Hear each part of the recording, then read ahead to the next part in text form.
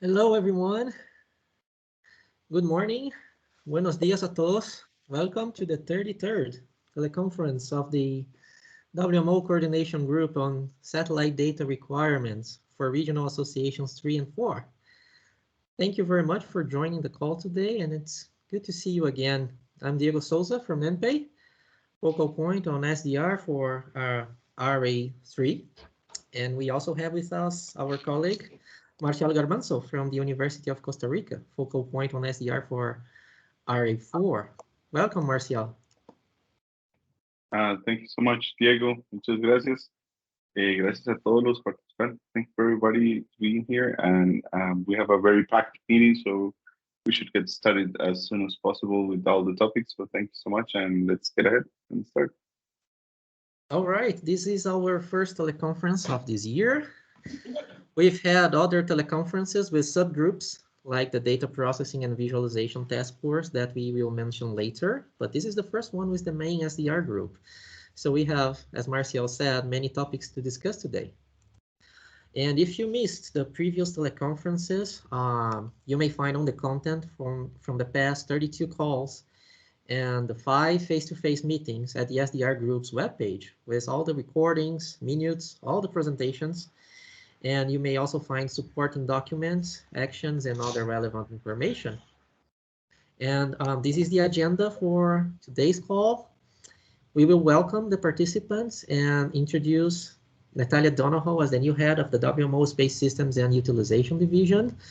Then we will have some quick updates from the SDR co-chairs. Then we'll have some updates from the 19th World Meteorological Congress, which took place between May 22 and June 2. And our colleagues will present some initiatives like the very important Early Warning for All and the WMO position paper on the World Radiocommunication Conference 2023 agenda. We will also have some updates on the Latin America Meteorological Satellite Initiative introduced by the WMO Regional Office for the Americas during our 5th meeting in Madison, and also mentioned during our last teleconference. And we will finish with data requirements and updates from members and updates on recent and upcoming regional capacity building activities.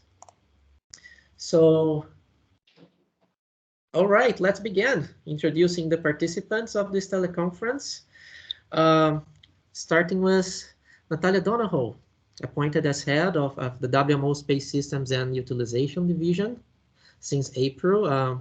Probably most members of the SDR group have interacted a lot with Nat in the past when she was the GeoNetcast Americas program manager and also when she worked as the senior international relations specialist at NOAA. So welcome, Nat, and great to have you here. Congratulations for your new position, and thank you for joining the call today. Thank you so much, Diego. Buenos dias, buen dia. I really welcome you all, and thank you so much for joining today. Literally, really excited to see you all in my new role, and I look forward to work with you on user requirements in Latin America, Caribbean, and overall regions 3 and 4. We have a lot of things coming, interesting things, and Diego mentioned the Congress came up with really good initiatives of given the green light. So I look forward to working with you in my new role. And again, wishing you good luck with meetings, and hopefully we'll meet in person sometimes again. So thanks. Thank you. Thank you very much, Nat. And we'll be looking forward to keep this fruitful regional collaboration and keep engaging the SDR group in different initiatives and provide the regional perspectives from RA-III and 4. Thank you and welcome. And now let's introduce the other participants. We have with us our colleague Barney Connell. Hi, Barney. Can you hear us? Yes. Good morning. Let's see. I was trying to see if I could turn on my camera. Yes, I'm from CERA at Colorado State University in the U.S., where I'm an affiliate of NOAA. And I'm also the VLab co-chair that we'll be hearing a little bit more about today. So welcome. Good morning. Thank you, Bernie. Camilo Barahona de Chile. Hola, Camilo. Hello, Camilo. Can you hear us? Hola a todos. Muchas gracias por participar. Alec Casey from Environment Canada. Hi, Alec. Welcome.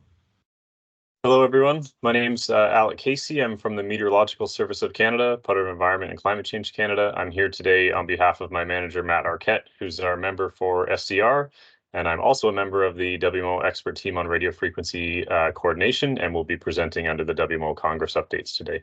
Nice meeting all of you. Thank you, Alec.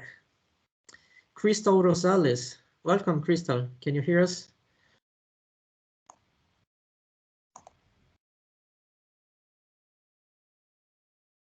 Crystal?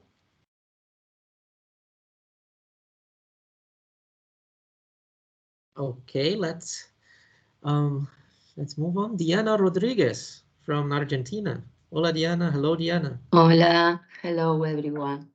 Congratulations, Natalia, for the new position. My name is Diana Rodriguez, and I work on the National Meteorological Service since 1999, 89, in the remote sensing area. I'm a meteorologist, and I have a degree in environmental sciences. I am a member of the SDR group since 2019. Also, I'm a focal point of the COVE B-Lab from Argentina. Thank Muchas you. gracias, Diana. Thank you. Edison Cruz from INAMI, Ecuador. Hola, Edison. Welcome. Hola a todos, un abrazo. Welcome, Natalia. It's nice to see you again, and congratulations for new positions. Well, I am sure we'll have a nice meeting today, and I'm grateful to see you, to all you again, unless through remote. Great, thank you, Edson. Gracias. Eric from WMO. Hi, Eric. Welcome, and thanks for joining us. Buenos dias, and thank you for the invitation, and good day to everyone. So my name is Eric Alex. I'm from more representative of expert team radio frequency coordination chair today, just in case some specific questions are raised during the presentation of Alec. So thanks again for the invitation. Thank you, Eric. Erica Allis. Welcome, Erica. Thank you for joining. Thank you so much. Yes, my name is Erica Allis. I work at WMO in the Secretariat and the Disaster Risk Reduction and Public Services branch, and I'll be giving an update on early warnings for all. Great, thank you. Gabriela Gomez from La Note, Yunnan, Mexico. Hola, Gabi. Welcome. Good morning, everybody. Congratulations, Natalia. I am at the National Autonomous University of Mexico at the Geography Institute, and more specific at the National Laboratory for Earth Observation. Good morning. Good morning.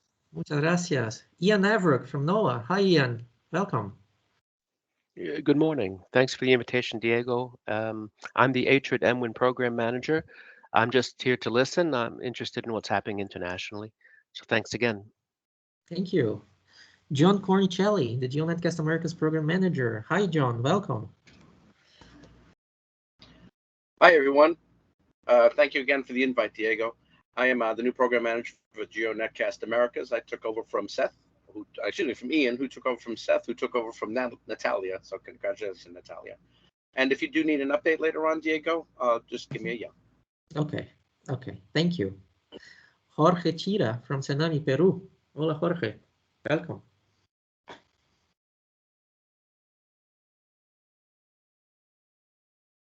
No te escuchamos, Jorge.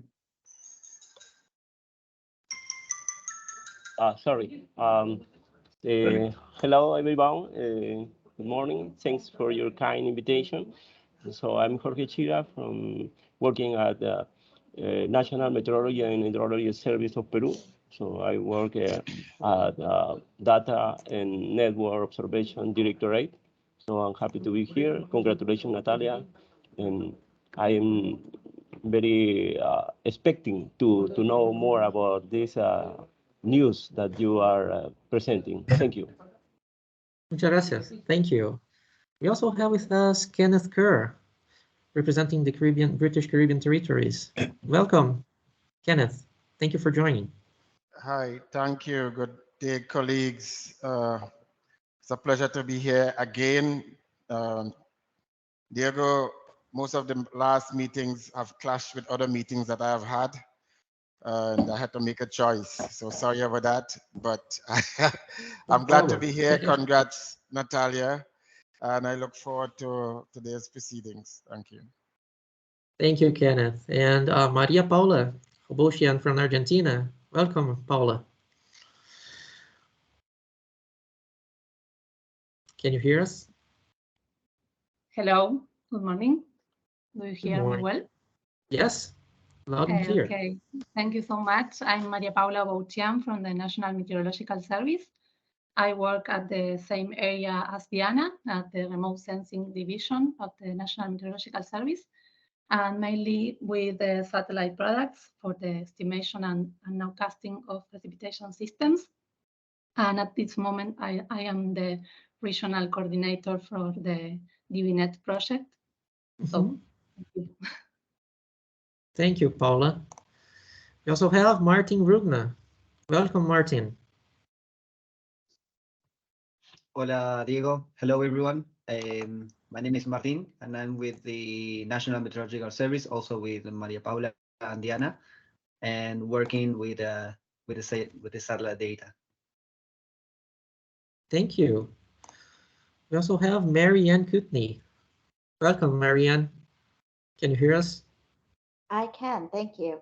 And I apologize that my camera is not working today, but I'm the Deputy Director of International Affairs for NOAA's Satellite Service, and I am attending on behalf of Oriana Vilar, who will be joining our office in about 2 weeks to backfill behind Natalia. As you know, Natalia has got her new position. We are very happy for her, and she has left very big shoes to fill. And I won't say that Oriana is replacing Natalia because Natalia is irreplaceable, but we are very much looking forward to having her join us in a couple of weeks, and she will be joining you in the future meetings. So thank you. Thank you. Thank you very much for the updates. And our colleague, Sherrie Morris. Hi, Sherrie. Welcome, and thank you for joining. Hello, I'm Sherrie Morris. I work with the GEO program, more specifically the GOES-R user engagement, and I, among other tasks, coordinate training within WMO Region 3 and Region 4. Thank you very much. And I think we have presented everyone. Just Crystal. Crystal, can you hear us now? Can you activate your microphone? Hi, good morning, everyone. Sorry, I was having a bit of technical issues. All right, my name is Crystal Rosales, and I'm an operational forecaster here at the National Met Service of Belize. And we use satellites every day, so I'm looking forward to learning as much as I could. Thank you, Crystal. Great to have Belize joining us. Yes, excellent. Thank you very much. And we have some apologies from Daniel Villa, Technical Coordinator of Infrastructure for RA-III. He's attending another meeting today and will not be able to join us. And moving on, our first brief today will be the SDR updates presented by the co-chairs, and this will be very quick. First, we have some updates from the RA-IV Regional Conference and parallel events, which took place in Jamaica between February 6 and 9. And Marcel will present a summary what have been discussed there. Go ahead, Marcel. Yes, thanks. This should probably be also in Spanish. I'm sorry for not including those. But just quickly, we have mainly pending activities for this year, which is assessing the internet and technical staff, because in the SDR, we have identified that we have problems with the technical trainings in the region and also accessing the data through the internet. So if you have an antenna, a GeoNetcast, or a GRB, it's fairly easy to access the information, but there is some internet limitation, so we're assessing it. mainly in the lights of the GeoXO satellite, because the entire data set is going to be on the internet. So we're going to need better communication to access it properly. Also, the coordination of the first hackathon. This is still in planning, but we need to have a hackathon in our region 3 and 4. Hopefully this year, at the end of this year or beginning of next year. And technical visits, this was already presented to the WMO. We need to have better coordination of technical visits. That means if someone has a problem and some other member can solve it, instead of trying to do it slowly and painfully, to collaborate, like concrete collaborations to solve our problems among ourselves. And the formal invitation to PRs to nominate more participants. As we can see in this call, we need more people from other countries to represent better the region. We have challenges, like we're still using the old channels, and we see this all the time. Diego and I see people requesting old channels, legacy channels, instead of using the RGBs and the derived products that we have, which can be way better, even the experimental ones, as Sira introduced the new ones that you can see in the Slider website and others. Training in professional and technical areas of SDR, we still need to do this. We need to get better at it, because we are approaching new generation of satellites with GeoXO and NEON, and we haven't still completed like the entire training for the old generation of satellites. So we need to get better at this. And also, there's no resource allocated yet for these technical visits that I just mentioned. And on the right side, we have the priorities, which is continue supporting the access of the GOSR and LEO satellites. And we're making improvements in this area with EUMETSAT. We're going to have better and more tailored trainings for our regions. Also participate of the GeoXO planning. Keep this group active. We have these teleconferences, but we're also going to have a hackathon and face-to-face meetings, and participate of regional and global initiatives, foster the SDR goals. And I think those are the updates from the regional meeting that we had in Jamaica. Excellent. Thanks a lot, Marcial. A lot of activities to coordinate in the near future and challenges to address. And we will be discussing these priorities and actions during our future teleconferences and meetings. Let's move on.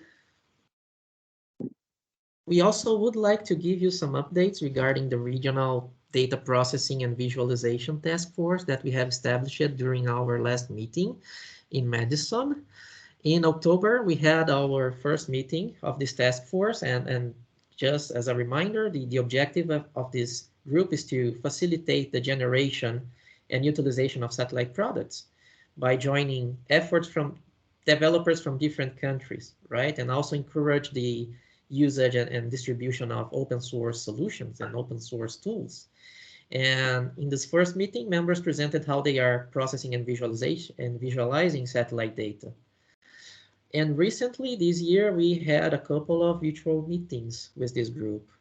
In the second teleconference in February, we had 20 participants from 10 countries, and our colleagues from Brazil and Chile presented how they are developing their visualization solutions using only open source tools, and share the details of how the other members may try to use similar technologies in their institutions.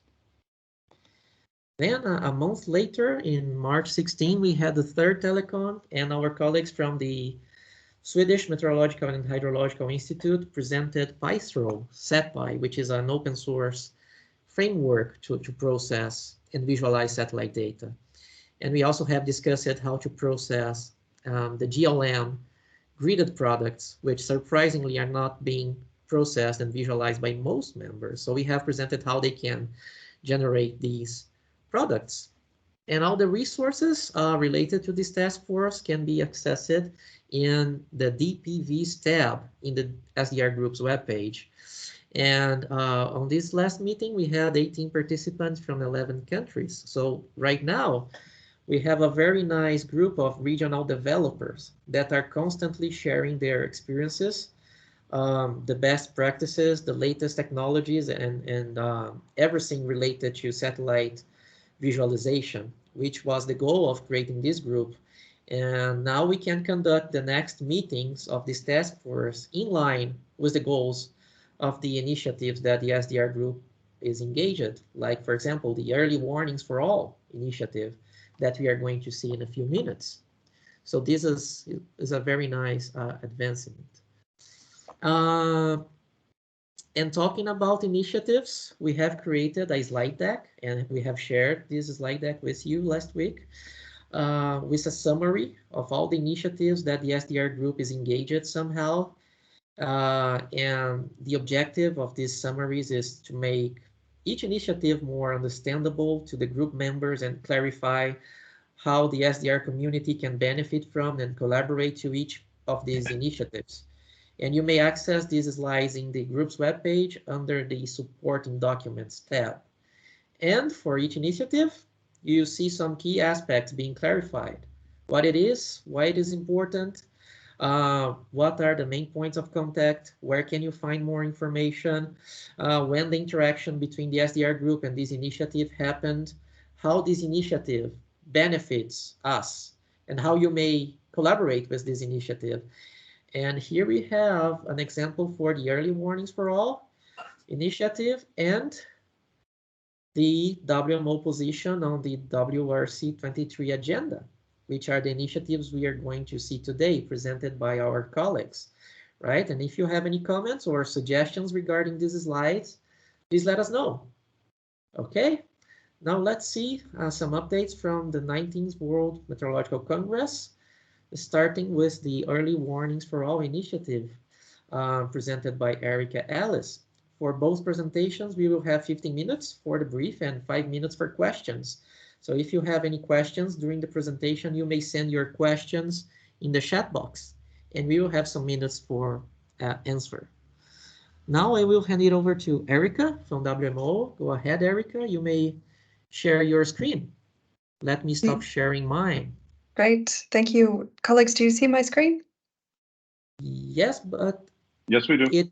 You're seeing the presenter mode. Oh, okay. Let me see if I can swap. There we go. How's that? Yes, perfect. Good. Okay, Go ahead. perfect. Thank you.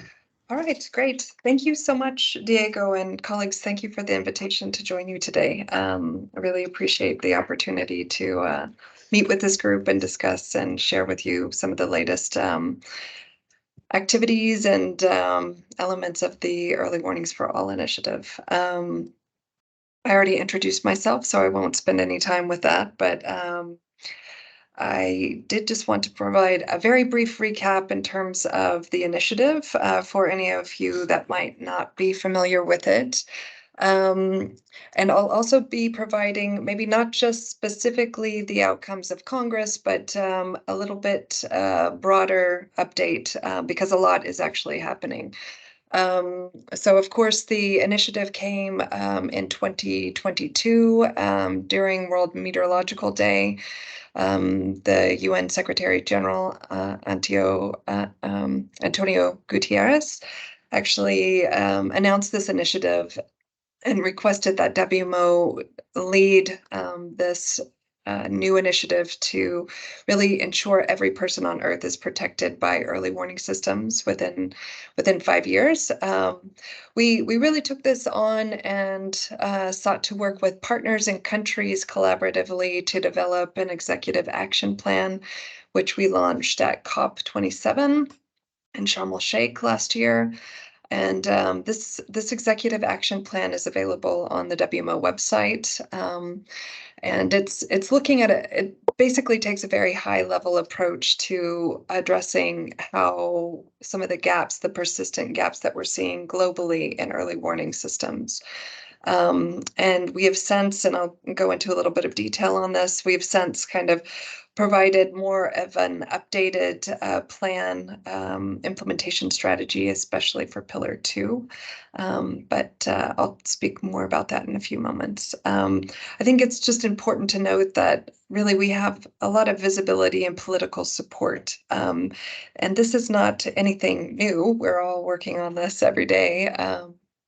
But it's nice to have kind of the commitment of high levels of leadership within countries to really promote some of the work that we're already doing. And I did just want to mention that really the executive action plan itself really built from a lot of the work that was ongoing in the technical commissions.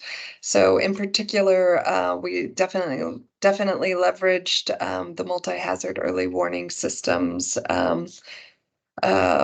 framework and a number of other initiatives. So a lot of the knowledge of the technical commissions are already in the executive action plan. But we worked with a constellation of partners because really it's not just WMO's mandate alone to kind of deliver on an effective early warnings for all initiative. So we've organized the implementation plan and kind of the rollout strategy around the 4 pillars of multi-hazard early warning systems. So we have pillar 1, disaster risk knowledge, pillar 2, detection, observations, monitoring, analysis, forecasting of hazards. I should note that pillar 1 is being led by UNDRR, pillar 2 is by WMO, and pillar 3, warning dissemination and communication, is being led by ITU, and the 4th pillar, preparedness and response, is being led by IFRC. As I mentioned, this has really been an interagency, multi-stakeholder consultation in developing the executive action plan and in going forward into the implementation of the Early Warnings for All initiative. And so this is just a few of the partners that we have on board. Many more are coming on every day, and it's there's a lot going on. I just wanted to provide, just in terms of the global level, not so much related to Congress. So back in March, Selwyn Hart, who is basically the head of the climate action team, he provided a virtual informal update to a number of countries on the Early Warnings for All initiative. And the 18th of March, a letter went out to an initial tranche of countries that were kind of working in the rollout phase of the initiative. It went out to the head of the president, or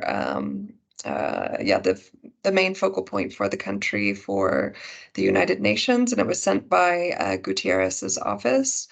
And on the 21st of March, there was the first advisory panel meeting, which is essentially a number of different UN organizations. And they announced at that time the initial countries. So you can see there are a number of initial countries that we're focusing in Latin America and the Caribbean. So Guyana, Haiti, Barbados, Antigua, Barbuda, Guatemala, and Ecuador. So happy to have your engagement and support in the rollout in those countries. We had a number of updates to the Geneva and New York missions, and just on the initiative and the progress. And just wanted to note that we're also working with the GCF, the Green Climate Fund, to provide an umbrella support for countries that could provide access to better finance some of the early warnings, the multi-hazard early warning system efforts within countries. And we're hoping that will go, this initial concept will go to the Green Climate Fund board later this, I think next month, and really looking forward to having additional financial support for countries to implement the initiative. In terms of the Congress update, the initiative was really accorded the highest priority in the WMO strategic plan. And it set forward that Executive Council is going to oversee the progress of the initiative. It did call on the technical commissions to really identify high priority activities to address the urgent needs of members in building effective multi-hazard early warning systems, obviously looking within the respective terms of reference within the technical commissions, and looking at the technical commissions to really incorporate the different activities for the initiative within their respective work plans. Also identify, catalog, and integrate priority emerging hazards, such as those due to changes in the cryosphere. Implement priority activities in collaborative, coordinated, and synergistic manner, and also to regularly report progress to the EC for guidance. In terms of INFCOM, the management group actually back in March approved 2 new task teams, and I'll ask Natalia to speak a little bit more towards the recent activities in the task teams. But there was a task team on early warnings for all, and the terms of reference for this are really to review the range of hazards across the value chain and relevant domains, and assess for each category of hazard where the gaps in the global frameworks for observation and prediction data to really provide the underpinning early warning service delivery, and look at and map the existing initiatives that are seeking to address the gaps, and see how we can actually scale up progress through those existing initiatives. They're also looking, this task team is looking or tasked to develop an early warnings for all action plan for the Infrastructure Commission, and looking at what activities are needed to accelerate and possibly be expanded, and what additional activities should be recommended, and what aspects require coordination with SERCOM, the Standing Committee on DRR, and the expert team on early warnings for all. And also report back the initial findings at the management group meeting in the fall of this year. And I'm not going to go into too much detail on this one, but there is another task team that may be relevant. Just the task team on the implementation of products from non-traditional sources and the GDPFS, I guess now WIPS terms of reference, looking more at flood products. So maybe I'll pause there and see if Natalia would like to come in and offer any specific connections in terms of the this particular group and work program that could feed into to the commission, the INFCOM. Natalia, would you like to come in, or do you want me to? Was Yes. that good enough? Thank you so much, Erica, for this comprehensive presentation, and I think it covers it from all angles. But what I want to share is actually the idea from the Infrastructure Commission to break it down, what is needed, into several work packages. And I also want to mention, you already kind of alluded to that, there were priority hazards identified, and I want to mention them here. So those are heat waves, floods, tropical cyclones, drought, and other priority hazards identified by the nations and regionally.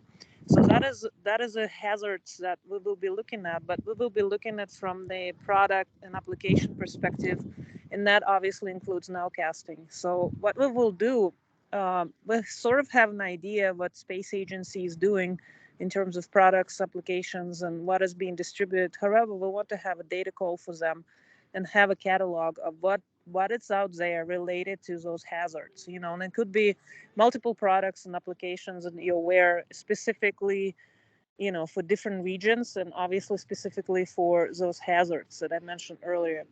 So what we're going to do, we'll have a data call and see what's out there, and it could be as simple as a spreadsheet, or it could be, I don't want to do another survey, but the bottom line, we will have a catalog of applications and products related to those hazards, divided sort of by regional response and response from the space agencies.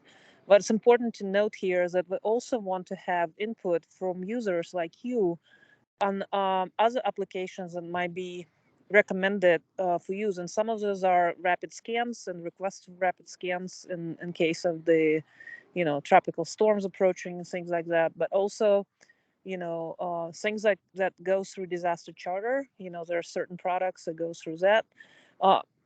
Recalling Janet Cast America, if you recall, there is a channel related to disaster support. However, we tested it but never implemented that. So things like that, that we can utilize in the future, and we know it's out there, but maybe not being used and things like that. So from the space perspective, we need to catalog applications and products, what's out there, and that would be a start from us.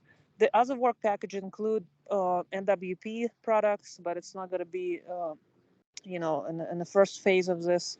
Another thing would be related to surface-based observation. But I wanted to highlight what space is going to do for this, because obviously there's a lot of products that related to hazards and disasters and things like that. What we're not going to do from the space perspective is the warning dissemination. However, I want to be we will be working with WIS-2 department that is working on dissemination. So I don't want to, duplicate efforts, but basically we would consider dissemination methods, and that probably will include some of the ideas on Janet Cast America. So that is a sort of quick overview. We will work this summer, because obviously we have really short timeline before this fall to provide updates. But as you know, several space agencies already have a lot of products. We just need to know what's out there and have a catalog of that. So I'm open for comments now, and I hope it's sort of, this is a high-level initiative that was given a green light in Congress, and now we're actually looking at the technical implementation phase, looking what's out there, and talking to our stakeholders. So thanks. Great, thank you. So I have a few more slides that might also be helpful if you want to just bear with me for a few moments. Just in terms of the rollout of activities in these 30 countries. So the approach that we've been taking so far is to support the UN resident coordinator in bringing together, the Met Service, the NDMOs in the country, in a multi-stakeholder consultation workshop to, discuss the initiative. But what we're finding is that there's already a lot going on in countries. So making sure that, a workshop is actually needed and there's not already an existing mechanism for these activities that would be duplicated, because that's certainly not what we want to do. But if colleagues are wanting, or the country's wanting to have a consultation workshop, we're supporting that. And we're really looking to foster connections between the different pillars and the different UN agencies, and strengthening coordination, both at regional and national level within the mandates, focusing on, the national, the countries actually have the mandate for issuing alerts. And so looking at strengthening the coordination, and then identification of immediate technical support requirements, developing a roadmap if that's needed, and then building capacity as requested. And then having a common monitoring framework that's country-led and defined, and then having alignment across the pillars. What I'm happy to do, we have a toolkit that's going to countries in case they would like to have support.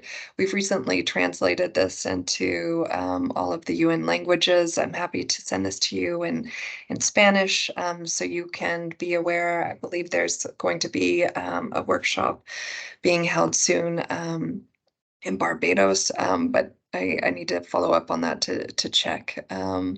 But what's in the toolkit is essentially the recommended steps for country rollout, a checklist in terms of gap analysis, stakeholder mapping, and then if there's not already an existing coordination mechanism at the national level, what the terms of reference and the composition of that task team would look like.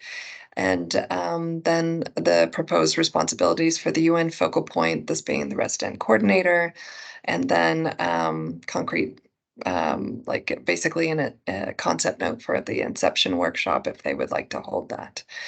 In terms of the workshops that have already been held, we recently had one in Bishoftu, Ethiopia, earlier this, well, I guess now we're now in July, but it was last month in June. There's going to be a meeting held in Tonga, and then Pacific Met Council in August, and upcoming workshops in these countries. And that's all I have. But I'm happy to take any questions that you might have, or you might have for Natalia. Thank you very much. Thank you, Erica and Nat, for this enlightening presentation. We understand that the SDR group should play a key role in the regional implementation of this initiative. As we understand, satellite data is really crucial. And I have a question. What could be, in your opinion, Nat and Erica, or the other members from the group, the biggest contribution in short term from a regional community like the SDR community to this initiative? We understand that our activities should be aligned to achieve the early warnings for all goals, and they should be coordinated in line with the 4 key pillars, but maybe we could discuss in the near future some more practical aspects or practical examples. Nat mentioned that our input, for example, regarding applications would be recommended, and that's good. And another detail is that in these slides, we have seen that we have major gaps, especially in developing countries, that we should identify high priority activities to address urgent needs of the members. So one question would be, I don't remember if you already mentioned that, but do you already have some kind of mapping of which countries in our region would be the priority, or should we work as a group to identify these priorities in terms of which members we should be reaching first? Do you have any comments on that?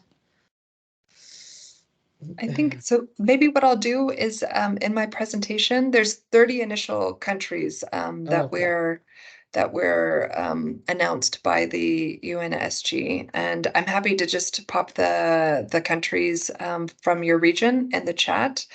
And I think what would be really helpful is maybe with Natalia's help, just identifying what would be the best contribution, as you indicated, around the initiative.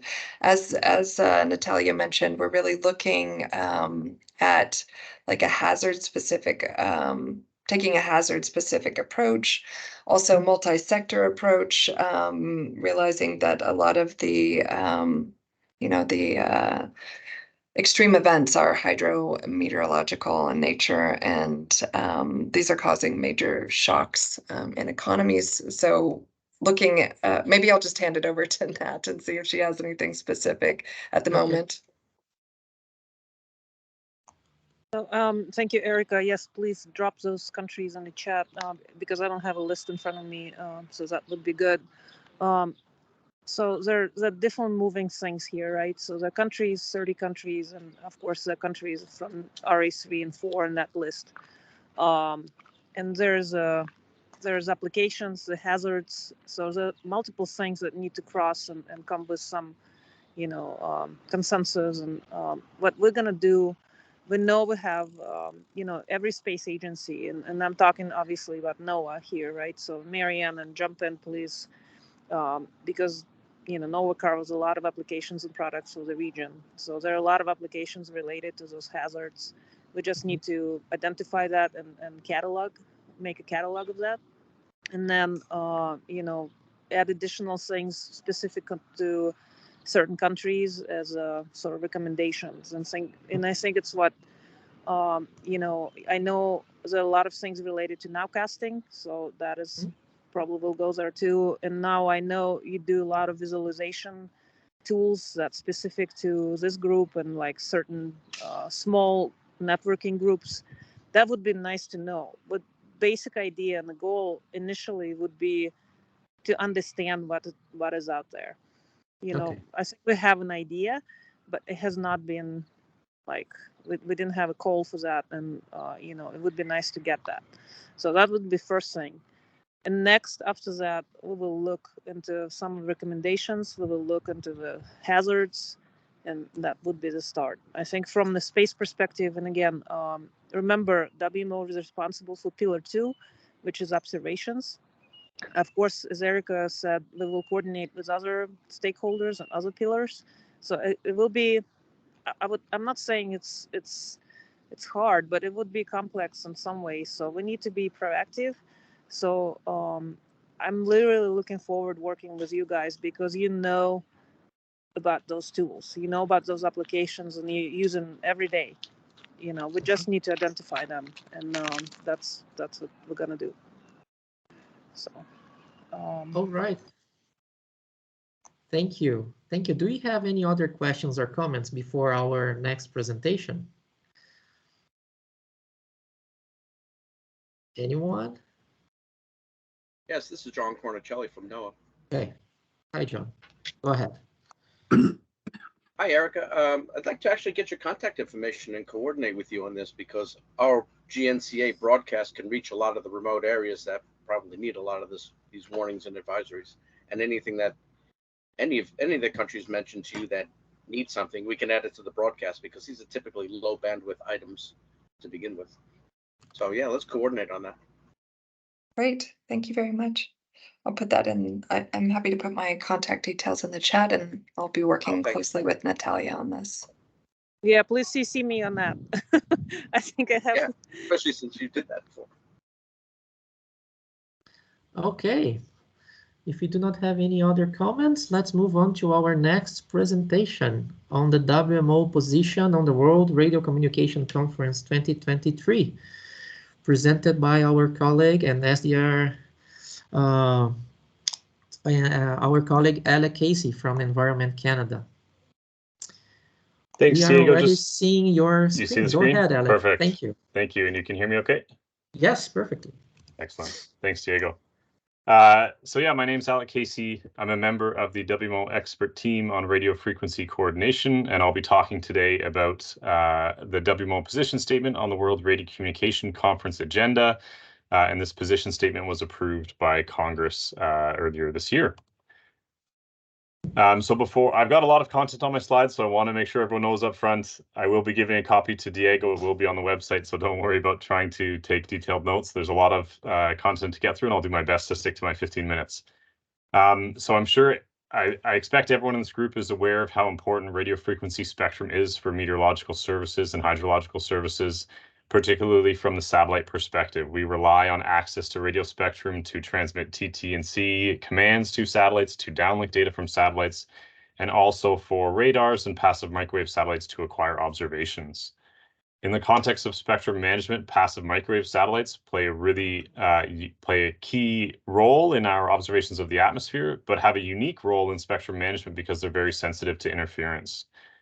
And the reason spectrum management processes exist is to try to manage the shared use of radio frequency spectrum between both commercial and science needs, as well as between commercial needs and other uses of the radio spectrum. But that spectrum is a physically limited and increasingly contested resource. So increasing demand on radio frequency spectrum is posing both risks and opportunities for meteorological services in the WMO. So the point of the talk today is to ensure that the members of SDR are aware of the regulatory process associated with spectrum management and some of the issues that could be coming up later this year at WRC 23. So for those who aren't familiar, at the international level, the radio spectrum is managed by the International Telecommunications Union, specifically its radio communication sector, which is, ITU is a specialized agency of the UN, just like WMO is. And the work at ITUR is predominantly done in a 4-year cycle, the World Radiocommunication Conference, or WRC cycle, which every 4 years results in amendments to the international radio regulations. So at a WRC, administrations or countries will make spectrum requests trying to get access to new spectrum for radio communication services, whether that's Earth observation satellites or cellular telephones and 5G systems. The ITU study groups will carry out compatibility studies and sharing studies. There will be a long process of stakeholder consultation at national, regional, and international levels, and a year before a WRC regulatory solutions are proposed and considered at what's called the conference preparatory meeting. And then again, the stakeholder consultation process happens, and at the WRC, consensus is achieved to implement regulatory changes.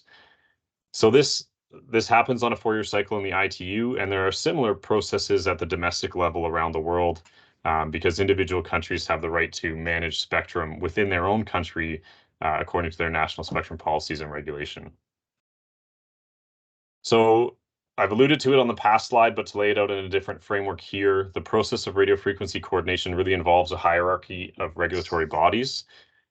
Each country will have a National Radiocommunication Administration. In the Canadian context, that's a government department called Innovation, Science and Economic Development Canada, and they're responsible for the Canadian Table of Frequency Allocations, just as the ITU is responsible for the Table of Frequency Allocations at the international level.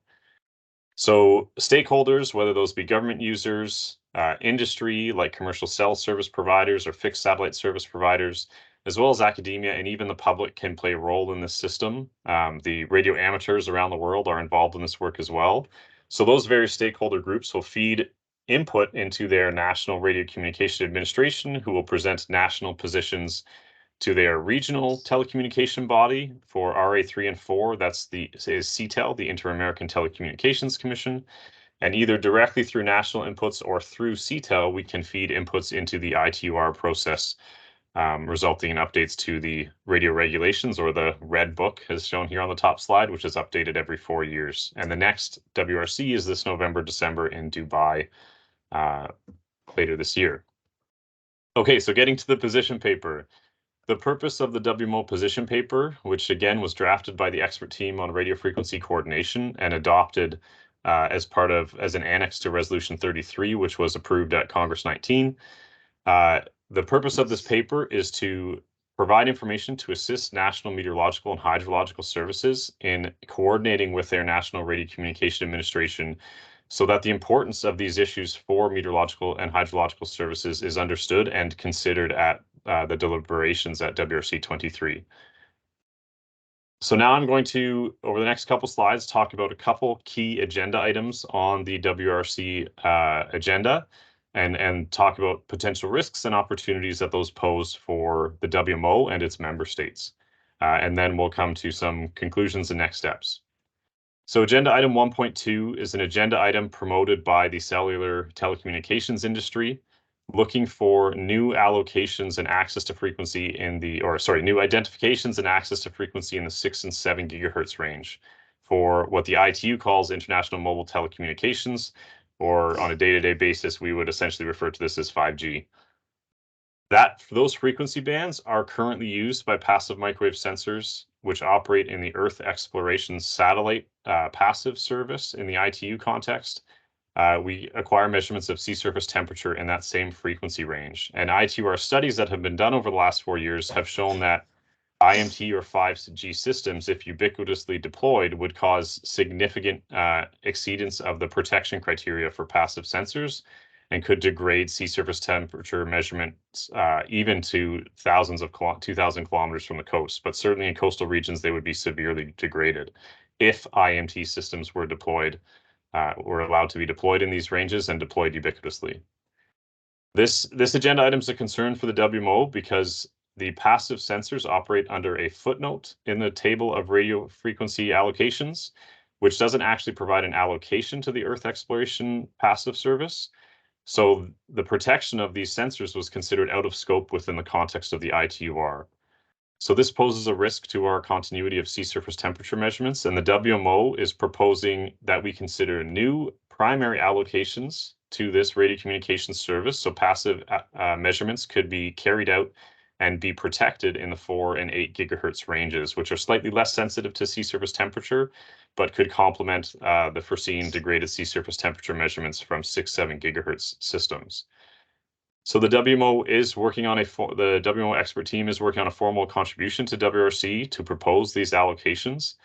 And the purpose of me sharing this information today is for anyone who is able to, and this applies for all the agenda items, for anyone who's able to participate in their national radio communication spectrum management processes.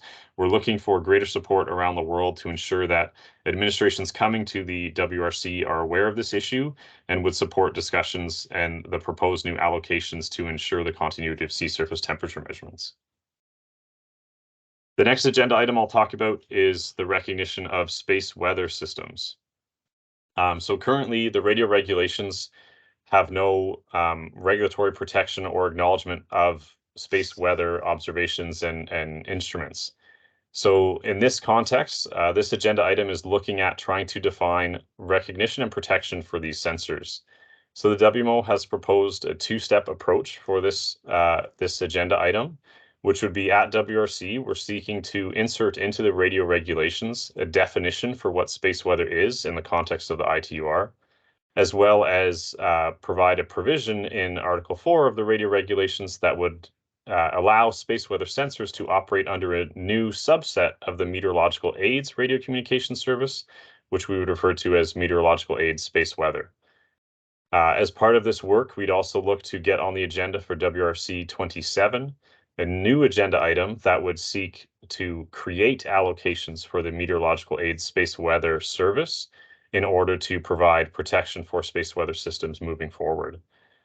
So again, the WMO is preparing a contribution on this front. While that is particularly targeted at ground-based measurement systems that utilize radio spectrum for space weather observations, we know that those systems are very important for satellites as well, and understanding the space weather environment and protection of satellite assets. So I think that that's relevant for this group as well.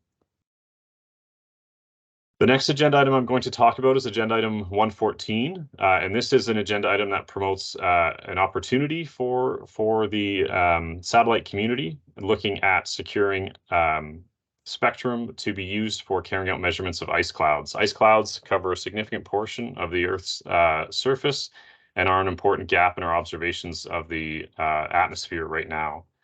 So allocations for the Earth Exploration Satellite Service, the Passive Exploration Satellite Service, were created about 20 years ago in the 230 to 250 gigahertz range. But those allocations created 20 years ago don't align with the current design specifications for EUMETSAT's Ice Cloud Imager instrument and possible future additional ice cloud imaging sensors. So what the WMO would like to see happen at WRC 23 is we would like to create new primary allocations for the Earth Exploration Satellite Service in the specific frequency bands that will be used by the Ice Cloud Imager. But to do this, we need to move existing service allocations to the fixed and mobile services because they aren't compatible with passive microwave systems. In other words, they would cause interference to the Ice Cloud Imager. So we are proposing a shift in those allocations, which are currently unused, to an immediately adjacent lower band where limb sounding sensors operate, but limb sounding sensors are far less susceptible to interference and could exist in the same spectrum as fixed and mobile terrestrial services. So that's an opportunity for us to secure protection for next generation instruments. I have two more agenda items to get through. I think I'm doing okay on time. And then a couple quick slides to wrap things up. So the next two issues I want to talk about are agenda item 4, which is a standing agenda item on the WRC agendas.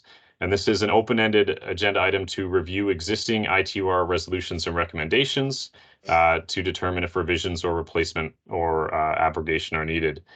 So there's one specific resolution that exists that was created at WRC 19 that is a concern for WMO, and that's resolution 731, which is to look at sharing and compatibility between passive and active services above 71 gigahertz. So there are quite a few passive bands for passive microwave satellites above 71 gigahertz that we use for atmospheric monitoring measurements. And in the invites of resolution 731 in the ITUR, the list of bands to be considered under that resolution includes bands where a footnote in the radio regulations, footnote 5340, is present. And that footnote specifies that emissions are prohibited in those frequency bands. Otherwise, or in other words, active services are not allowed to operate in those bands. So the WMO is proposing that we revise this resolution to clarify that of the bands listed, some of them need to be removed because radio regulation 5340 applies there, and we have existing passive services that need protection in those bands. So as with all the other ones, again, the point of the presentation today is to make you aware of these issues, and if you can participate in your domestic processes, National Communication Administration, to try to get their support for the WMO positions. The last agenda item I'll talk about is another standing agenda item called Agenda Item 10, and this is the agenda item that establishes the agenda for the subsequent WRC and the preliminary agenda for the next WRC after that. So at WRC 23, work will be done to finalize the agenda for the 2027 WRC, and in the WMO position paper, which is an annex to WMO Resolution 33, there's a bunch of detail on potential agenda items and the WMO positions on those. I won't go into details on them today, but just to also highlight that individual countries and their radio communication administrations, as well as the regional telecommunications group, will also have the opportunity to propose additional potential agenda items for WRC 27 and the subsequent WRC 31. So this is an important one for the WMO to be active on at WRC to ensure future conferences we minimize any agenda items that pose a risk to our services. I'm getting short on time, so I'm going to go through this quickly. I strongly recommend everyone take a look at Resolution 33, which elaborates on the importance of radio frequency spectrum for the WMO and its member states. And what I want to highlight here is that that resolution does contain a paragraph that urges all members to promote the WMO positions on the relevant WRC 23 agenda items to ensure that we continue having a protection and access to radio frequency bands required for meteorological and environmental operations and research, especially for satellite systems. Of course, this applies to many ground systems as well, such as weather radars and other systems for relaying remote in situ data, etc. So to conclude, I've only shown a highlight of a subset of agenda items that are listed in the WMO position paper. So please, if you're interested, take a look at the annex to Resolution 33, read through that to understand these issues. Resolution 33 does urge us to take action to promote these positions within our domestic spectrum management processes. And so I'd strongly encourage anyone who's interested in these issues to share the WMO position paper with your National Radiocommunication Administration. I believe an action went out to all PRs on this already following the 19th Congress. And we'd love to see more meteorological experts involved in the spectrum management process, both at national, regional, and international levels. And one last call to action is to ensure that all of your radio communication stations, even if they're receive only, we strongly encourage you to have them registered with your radio communication regulator so they have those systems in their database. You would be offered protection, and it would also make them aware of the services that we use. This is my last slide. Anyone who's interested in learning more about the radio frequency coordination and spectrum management processes, there's a bunch of links here on the slide that you can check out on your own time. If you have questions about the WMO position paper, the annex to Resolution 33, please feel free to reach out to myself and Eric Allis, the chair of the expert team on radio frequency coordination, and we're happy to have a chat with you or provide clarification. And if you're interested in becoming more involved in radio frequency matters, please reach out to the WMO Secretariat, and they can ensure that you're informed of future issues that are raised by ET-RFC. And with that, I'm happy to take questions.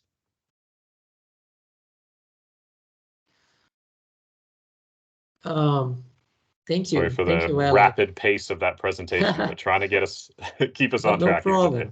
No problem. Thank you very much, Alec, for your presentation. And my question would be the same.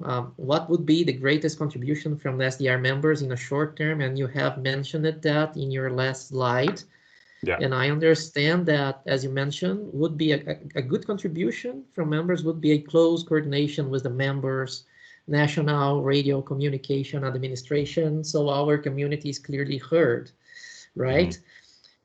And one of the problems I see is that most of us are not aware of how this communication between our services and these authorities could be done in order to promote the WMO positions. At least here in Brazil, I have a vague idea, but we should work on that with our PRs, right? Yeah, that's I would say. So I started this job. I started working for the Meteorological Service of Canada just almost 5 years ago now, and came into the job knowing nothing whatsoever about spectrum management. It is a very steep learning curve, especially on the ITU and CTEL side of things. But hopefully, I would really hope that your radio communication administrations will be as helpful as mine was in Canada to help me get me up to speed to understanding how the consultation and technical input and policy inputs work within your own country. But really, yes, you're right, Diego. The first step is making sure meteorological services know who the Radio Communication Administration are, build some contacts there, reach out to them to explain that we have significant dependencies on radio frequency spectrum for radar and passive microwave observations, for telecommunications links to and from satellites, for relaying data from remote in situ environmental monitoring sites and hydrological sites like the GOES DCS or even cellular communications to relay data from remote stations, giving them a big picture view of we're really dependent on RF, and please be consulting us when there are issues that could pose a risk to meteorological services. It took a lot of work on the Canadian side for me to try to build up an understanding with our regulators so that they really understood what it is what we do with radar data. And I expect for many people on the call here, a major challenge will be in the US, where NOAA operates all these satellites that the rest of us depend on. They have a very strong tie to their radio communication regulator because they have licenses for those satellites and have to go through the filing process. For all of us that are just recipients of the data, my administration wasn't aware that we used data from foreign satellites. So trying to make them aware of that and realize that issues that the US or ESA or EUMETSAT think are big issues are issues to us as well. So trying to share that message and just raise awareness on radio frequency dependencies for meteorological and hydrological aspects. If you can get to that point before November, December, then you can sharing the WMO position paper up front would certainly be greatly appreciated, so that more administrations are aware around the WRC table. But it is a slow process that takes time and effort to build up those relationships. Thank you, Alec. And about registering the ground stations, as you mentioned, that's really important. When 5G started here in our region in Brazil, some GeoNetcast stations suffered huge interference, and the regulatory agencies, they were providing 5G filters for free, but users needed to have their ground stations registered before. And most were not registered, so now they need to buy these filters, and they are really expensive. So yeah, that's another important protection aspect. at the ITU level and at the national level. You need the allocations to provide you with protection, but you also need your systems licensed under that allocation, and it's on a first come first served basis. So yes, it's very important to ensure you have licenses for receive only stations. We've just gone through an issue with radio frequency interference on our GOES GRB reception station in Canada. It was a very weird mix of a bunch of unlikely things happening. It's not a widespread issue. It was just at one of our stations, but we were able to get a lot of support from ICED Canada to solve that problem because we have our stations licensed. If they weren't licensed, we would have been left to our own devices to try to resolve that. So it is a very important step. Yeah, so that's a recommendation. License your ground stations as soon as possible. Do you have any other comments or questions? Okay. Hola, Marcelo. I just wanted to ask Alec. When we see all these frequency bands and the spectrum and everything, it's sometimes it's way too much information. So I was wondering if there's like a visual way of looking at meteorological usage of the spectrum and then other uses of the spectrum and where they're overlapping or something like that. So there's in the radio regulations, there is the table of frequency allocations, but it is like hundreds of pages. It is a very steep learning curve to get into this. But maybe I'll say this out loud for Eric's benefit. Maybe that's something that we should think about within the expert team is, should we be maintaining some kind of summary of all of the meteorologically relevant allocations? I know that that's not an easy process and requires constant updating, but is there some way we can try to provide kind of an introductory package to users that don't have spectrum management expertise? Something we can think about. I'm not aware of, and Eric, feel free to chime in if you're aware of any useful resource. I'll put in the chat in a few minutes when I can dig it up, a former ITU news article or news magazine edition that had a bunch of articles about leading up to WRC-19 about meteorological and climate related frequencies. So that can give a bit more background and some nice graphics, but not a comprehensive overview. But I'll share that with everyone. It's just because, you know, if we have to talk to our PRs or med services, it's way easier to present something that it's comprehensible, you know, like easily comprehensible. Like if we hand over the documents, it's gonna take many months or longer to analyze that. If there's an easier way, it would definitely contribute towards the goal. Also, if you're saying, you know, it's this radio sounds here that are getting interfered, is this satellite communication here that's going to interfere? That's a different thing. So the WMO position paper does identify these specific frequency bands that are either opportunities or at risk at WRC-23. But there's quite a few agenda items. I presented on 4 or 5 here today, but I think there's close to 20 in the position paper. So it is a large undertaking. And I see Eric has I think it was Eric that had his hand up. So I'll let Eric chime in. Oh, yes, thank you. Just to provide information. One very important document is the handbook, which was mentioned. You have a link on the Alec presentation. It's very important because it's really in that document that you can find all the usage per service and per band, per frequency band. So that's first. It's the first step to really see an overview of all the frequency band used by the WMO community, I could say. And then secondly, as mentioned by Alec, I think we have to work maybe in ET-RFC to try to provide a link between this handbook and the radio regulation, and in particular the Article 5, where we have this table of all the sharing frequency bands. And just want to mention to everyone that this handbook, we plan to update this handbook, and it will begin at the end of this year in October at the next study group meeting, which is responsible of these scientific services.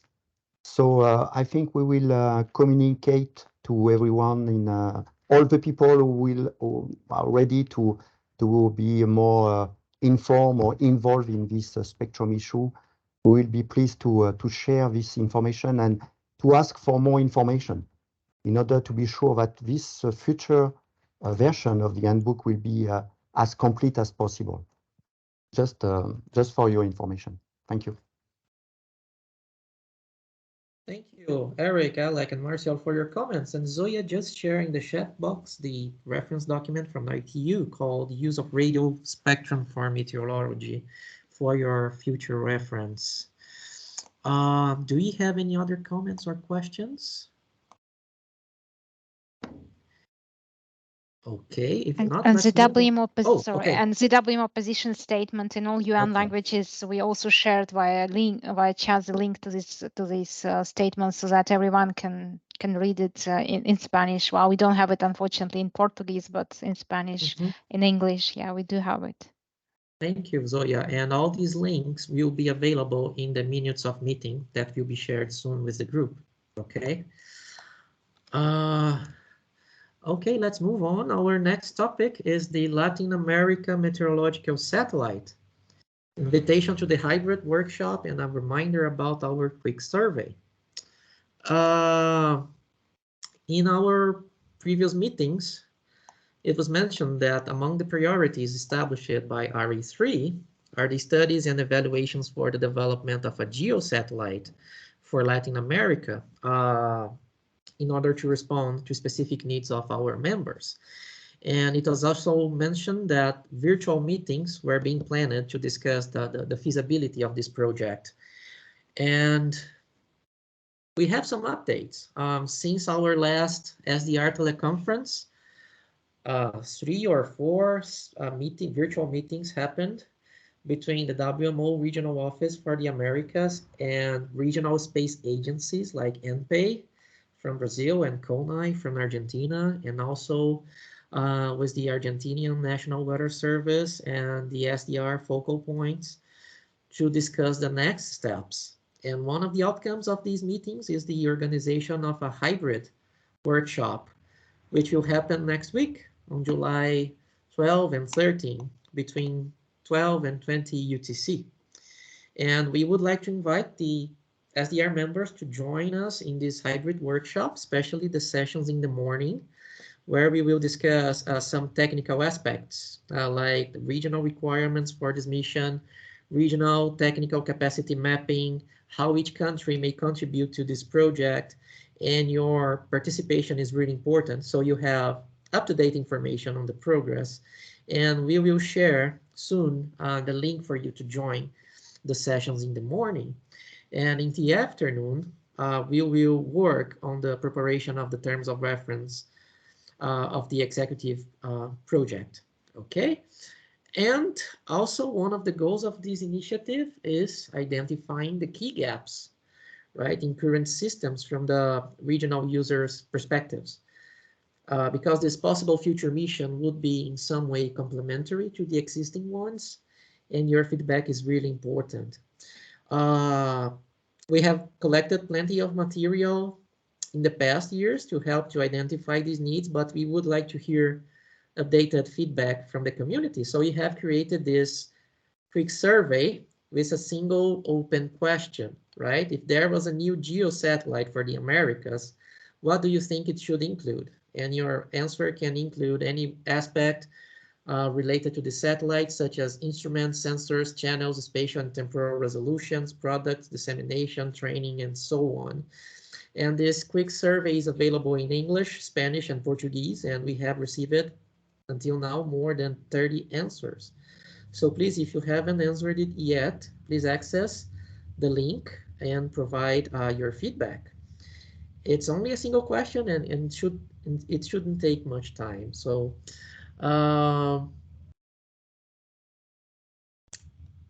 and our next topic is the data requirements and updates from members. And in this session, we would like to review some of the requirements as reported by the SDR group. And here we have a summary of data requirements as reported by members during our last face-to-face meeting in August. And we keep working with the regional data providers to get a response to these requests.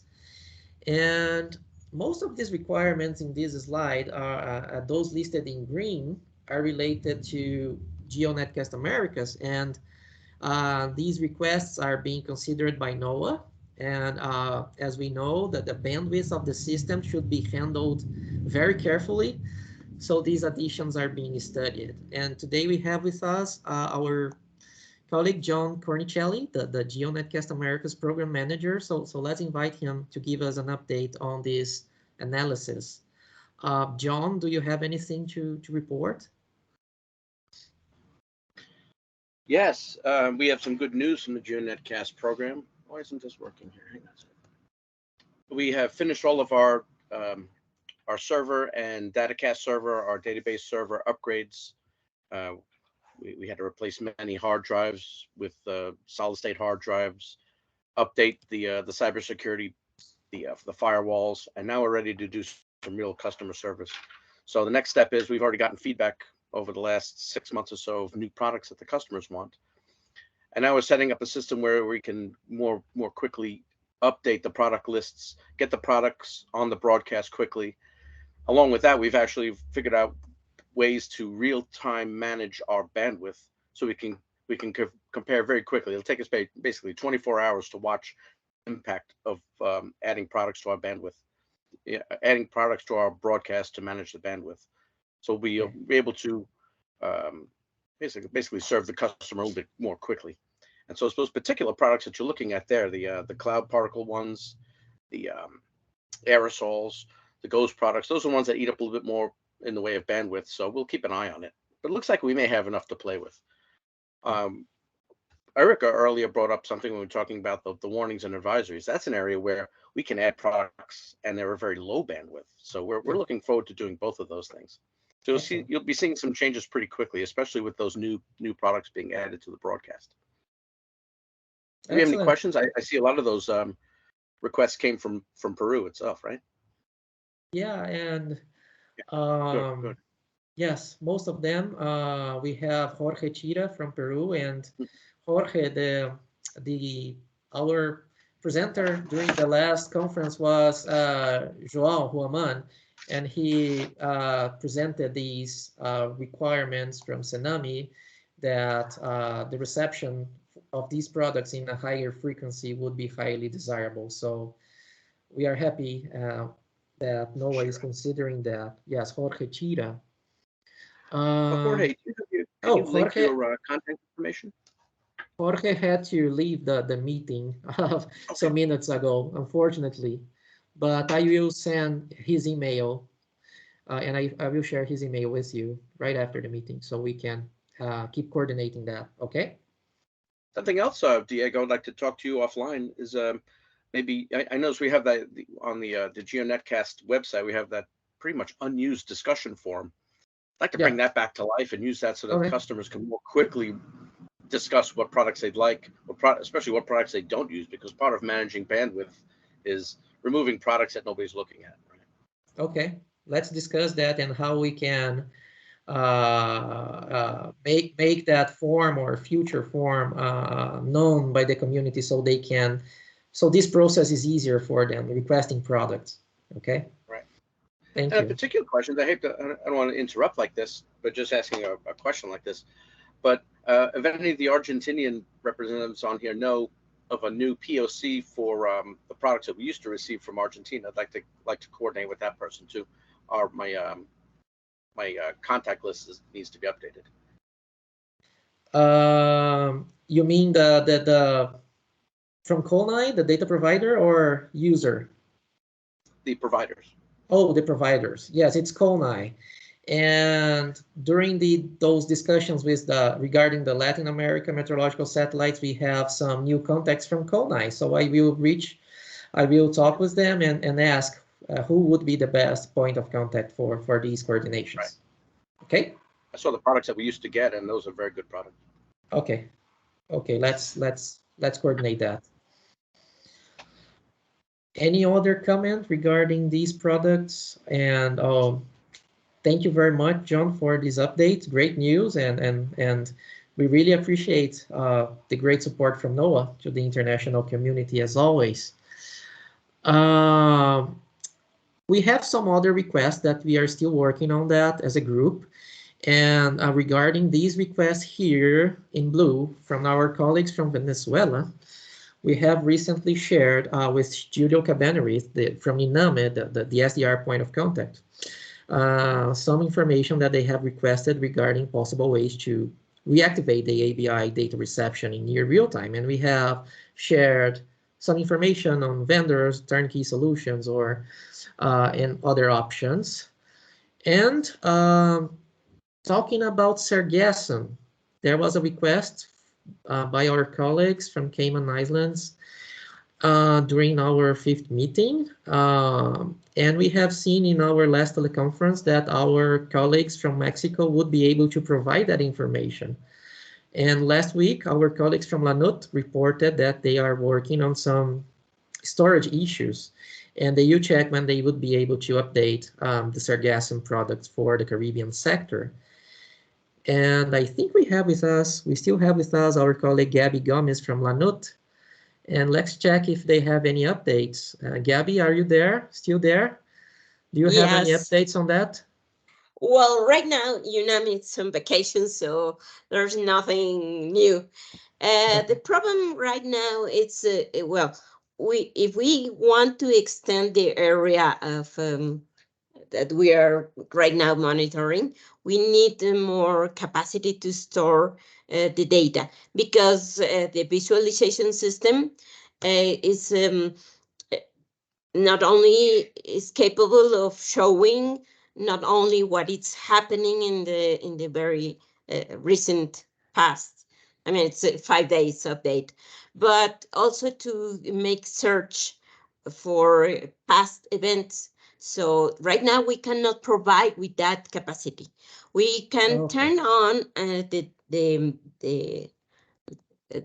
loop again, but we won't be able to archive any data. So we can turn it on so you can see the last image and the last detection. But right now we can keep the detection because it's vector data, but we cannot keep the raster data because it's space consuming. So that's what happens right now.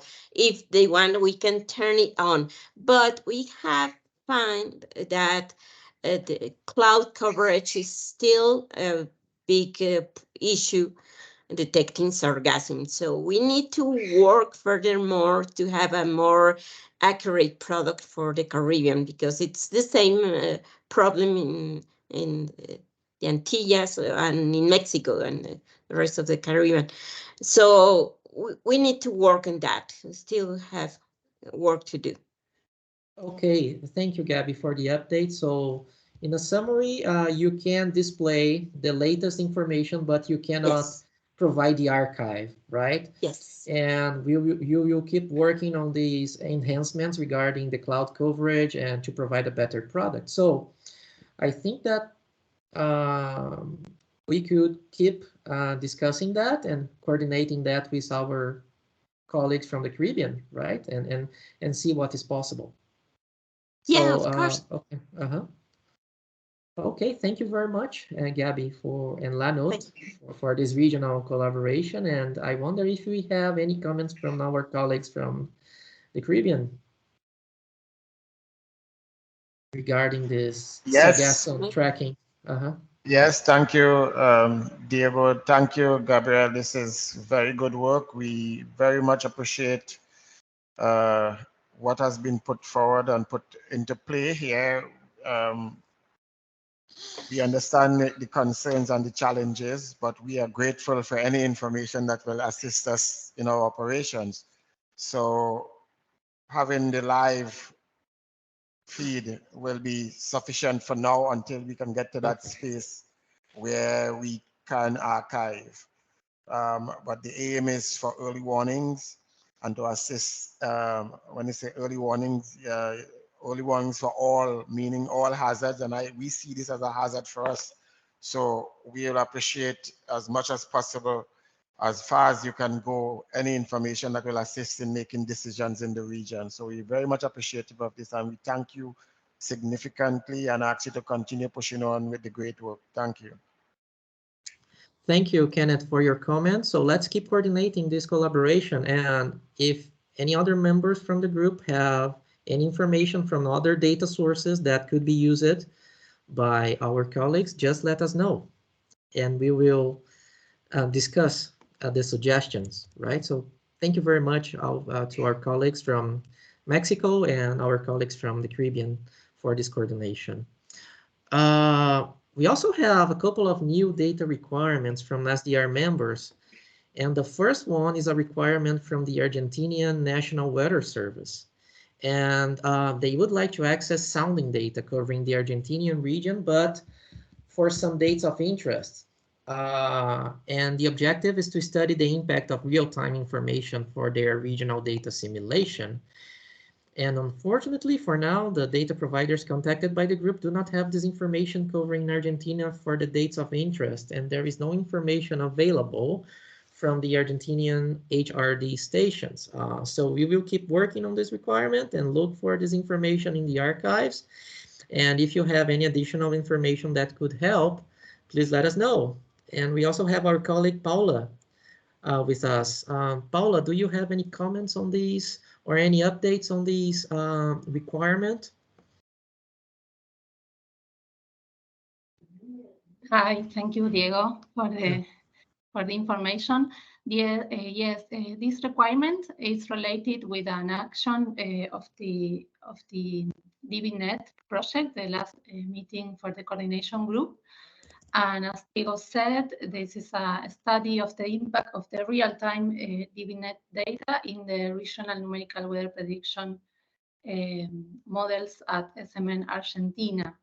So the data simulation working group has made some regional progress in studying the impact of real-time observation in the regional model, but the system that they are using needs some temperature and humidity profiles to run the ensemble forecast sensitive to observation impact.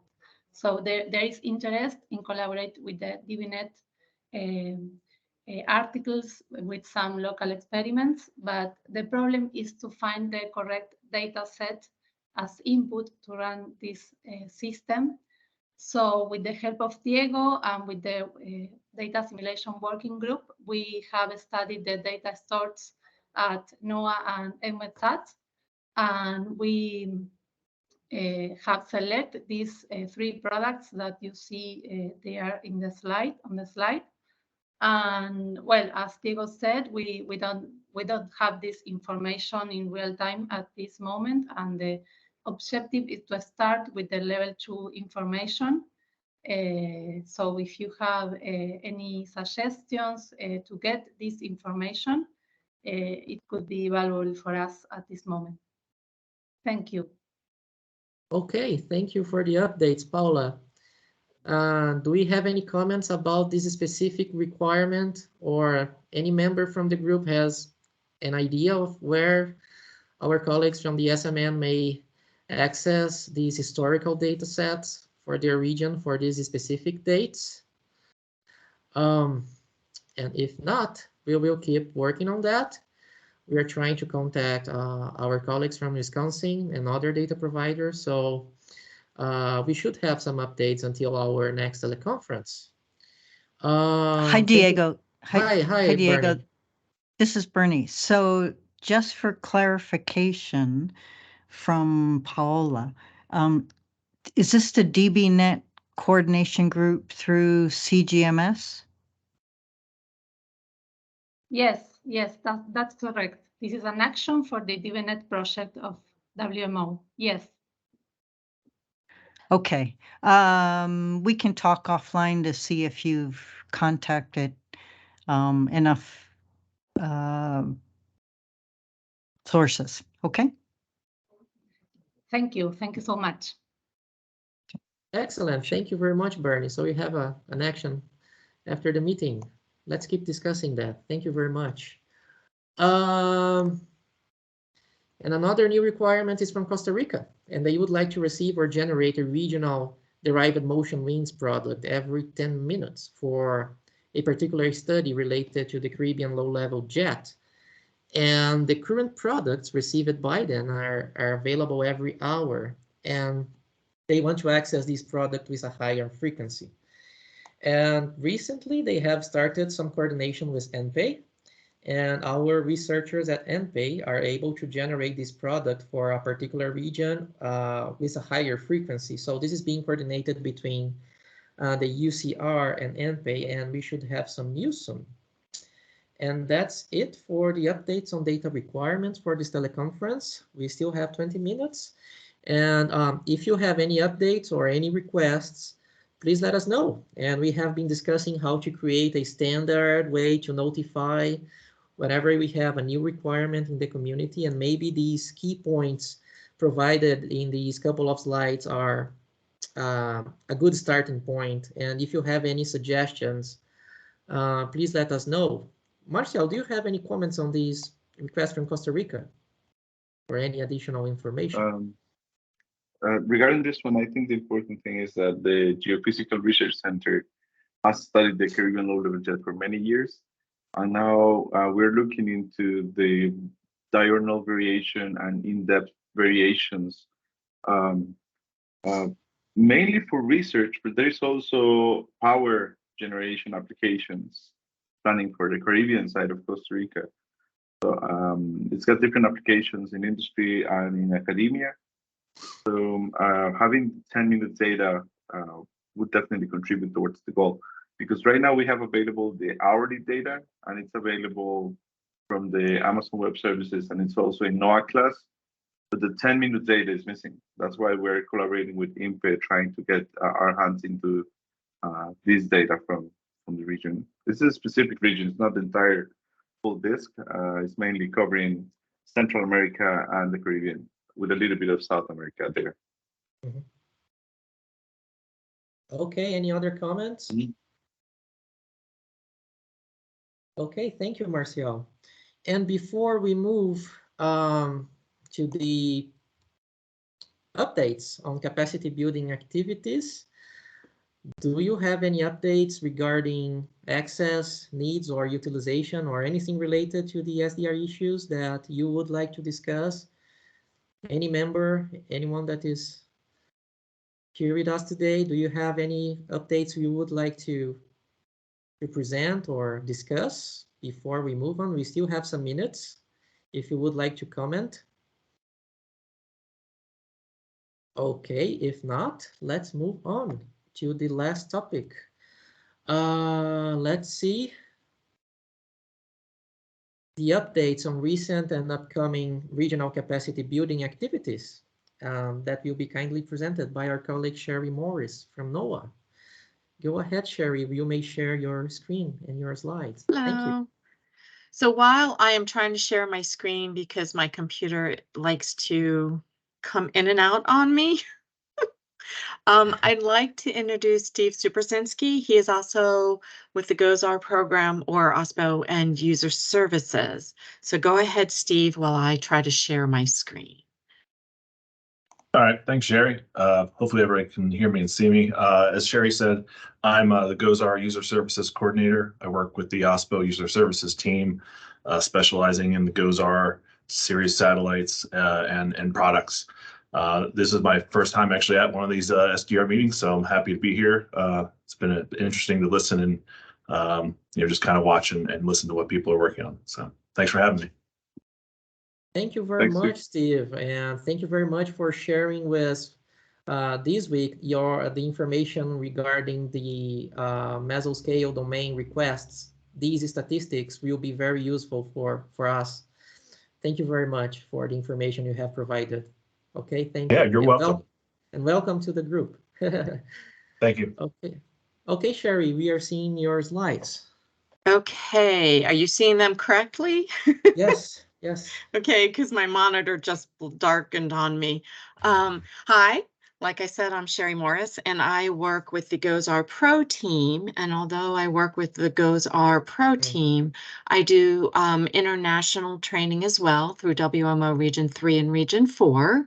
Sherrie, And your slides are not, we are not seeing them. So let's do that. I can share them here and pass the slides when you request, okay? Yeah, my monitor just keeps blinking black. I apologize for that. No Do problem. I need to stop sharing? No, I'm already sharing them, and I'm on the first slide. So just let me know when you need me to pass them. Perfect, thank you. And I apologize for that. It's still going. Hold on, I'm going to remove that monitor because it's driving me crazy. Sorry about that. As I said, I am part of the Satellite International Training Working Group as well. It's a group of folks from a couple of different agencies putting together these international workshops. And I'm going to say go ahead to the next slide. And this is an update on the two most recent workshops. We had one in December. That was in English with the Caribbean Institute for Meteorology and Hydrology. This is a very large group effort, although we have a couple of us that coordinate the logistics. This is a workshop that a lot of people put a lot of time and effort into. We had over 80 participants from 27 different countries, including Liberia. And one of the goals on these workshops is to make sure that we have interaction with the participants. And it was great to have folks from areas that we've not had involved in these workshops before. As we pull the agendas together, we keep in mind the priorities of the host organization. In this case, let's say pelagic sargassum monitoring was a priority for CIMH, so we included presentations from Gabby, among others, in presenting work that they're doing on sargassum monitoring.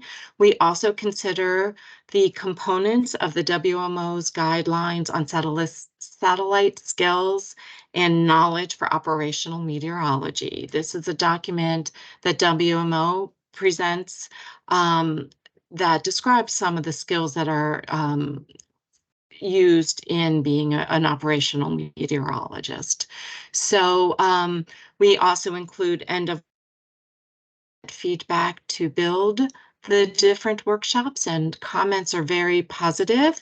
A wealth of knowledge of products and projects were presented during the workshop. It's great to hear what people would like to hear more about as well.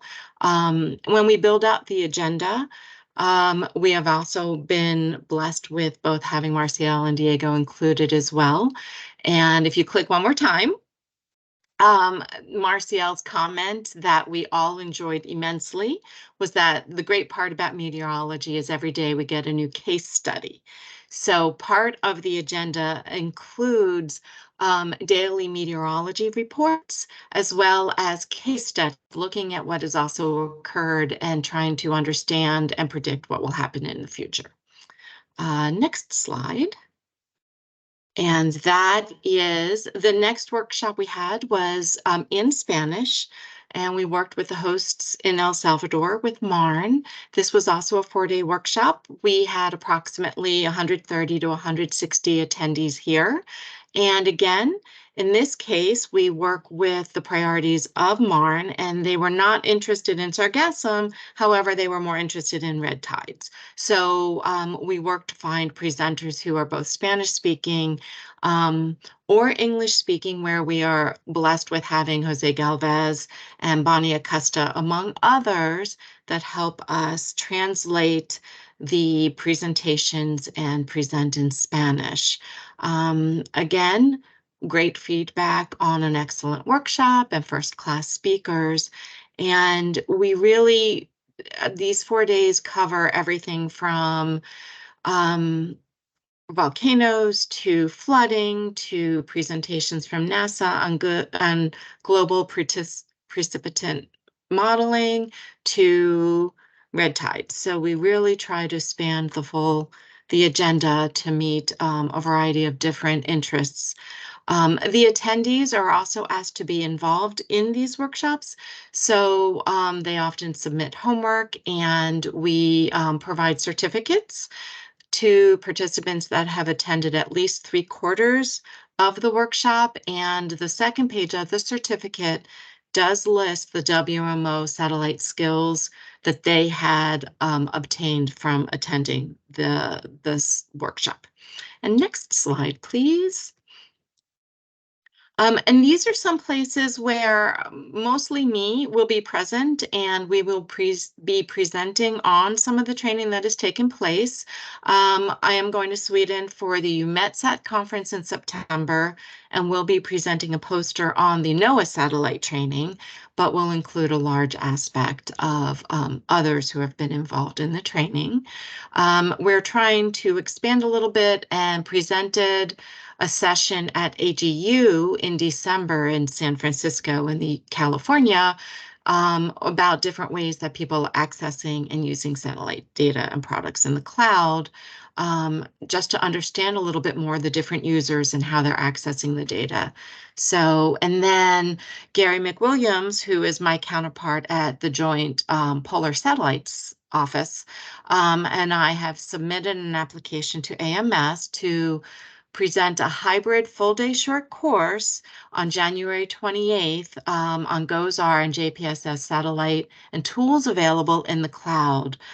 This will be a hybrid event. You do not need to attend the AMSA meeting in order to attend the short course, and if this gets approved. And we will have presentations from all 3 cloud service providers and use a case study where we have someone accessing the data for both JPSS and GOES-R for a specific case study.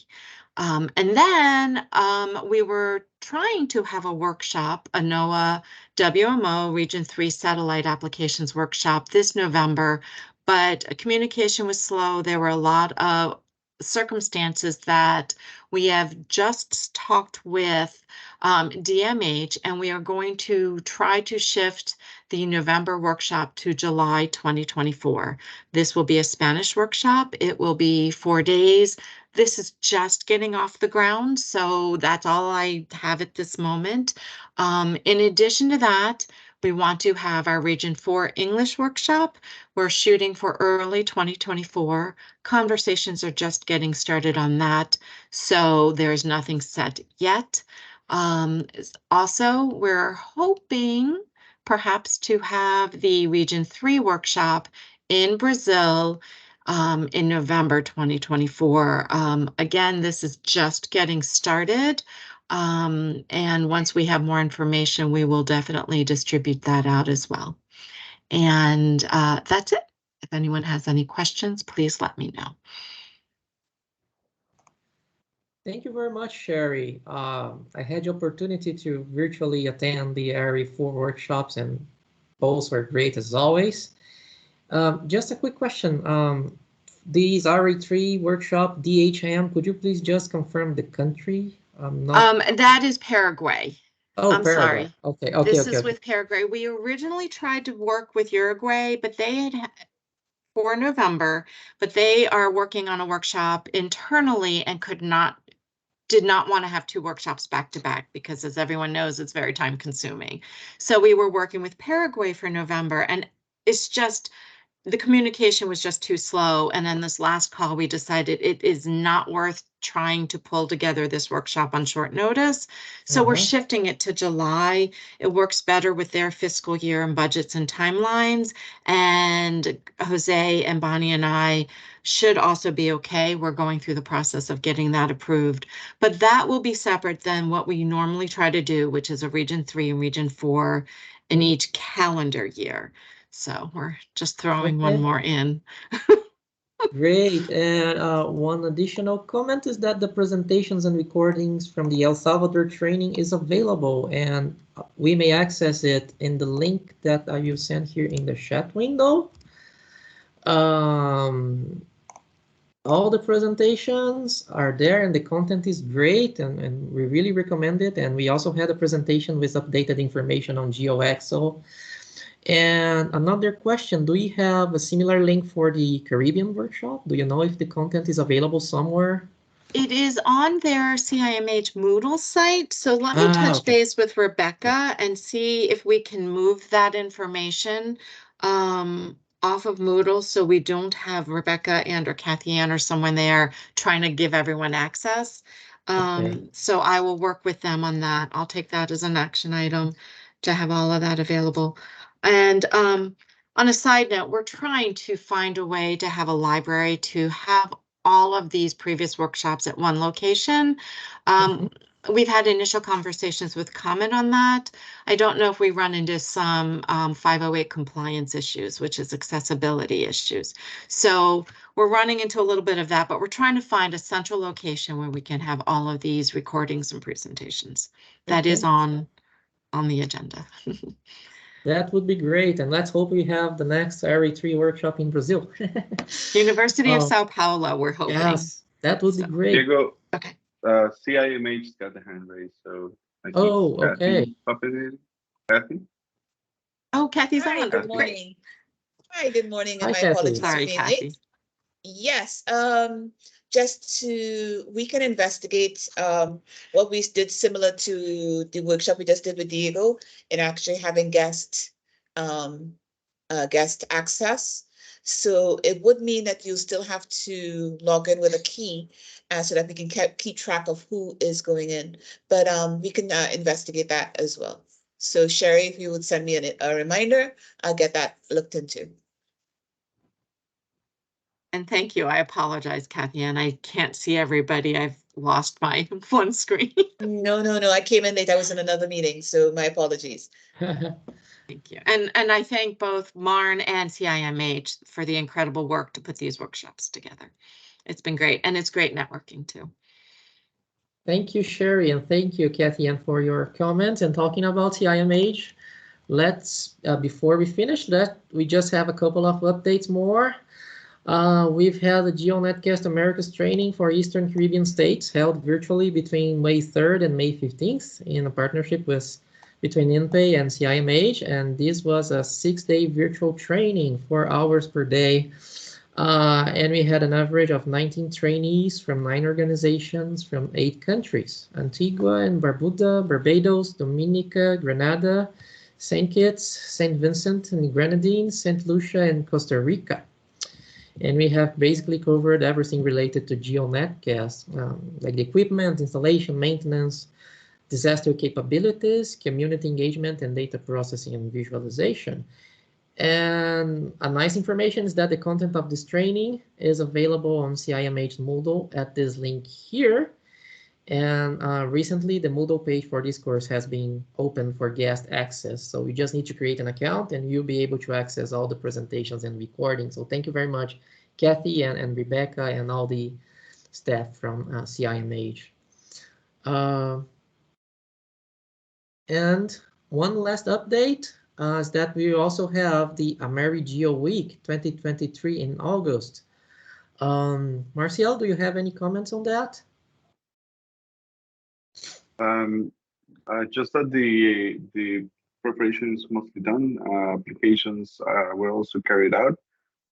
There is a lot of participants, and maybe because we're pretty close to date, I'm not sure if anyone in here is already into the course, but if you have not applied, maybe there is some time to do it.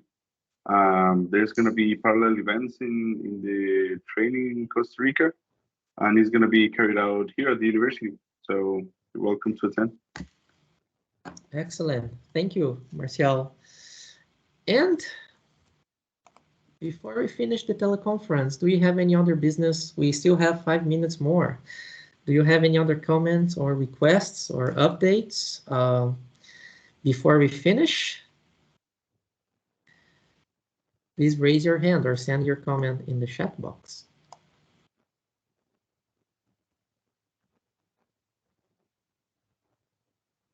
Okay, if not, thank you everyone for your participation and for your great contributions.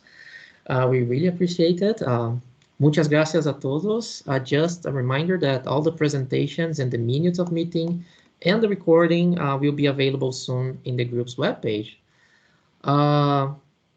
Thank you very much, and let's keep interacting and working on the proposed actions until our next teleconference.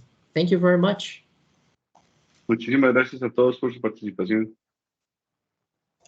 Mira, ahí está. Gracias a todos. Un gusto de verlos. Cuídense. Muchas gracias, Edison. Thank you. Bye. Gracias. Muchas gracias. Jorge, un gusto. Muchas gracias, Jorge. Bye, bye.